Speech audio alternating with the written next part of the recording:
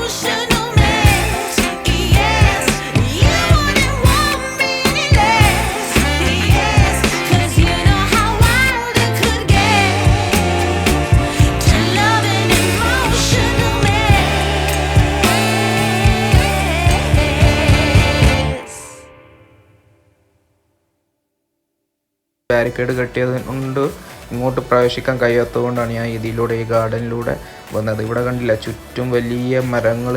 അപ്പോൾ വീണ്ടും ഞാൻ മുന്നോട്ട് പോവുകയാണ്. ഒന്ന് പെട്ടെന്ന് നടന്നിട്ടില്ല എന്നുണ്ടെങ്കിൽ മേത്ത് തട്ടിയ വെള്ളം അത് കറക്റ്റ് അതിൻ്റെ ഡയറക്ഷനിൽ പോയിട്ടില്ല എന്നുണ്ടെങ്കിൽ ദേഹത്താകെ വെള്ളമാവും. അപ്പോൾ ഞാൻ അതുകൊണ്ട് തന്നെ സ്പീഡിൽ നടന്നുകൊണ്ടിരിക്കുകയാണ്. ഇവിടെ വൈദ്യുതി വീഴുന്നുണ്ട് വെള്ളം ആയതുകൊണ്ട്. അപ്പോൾ നമ്മളിപ്പോൾ ആ ടോപ്പിലോട്ട്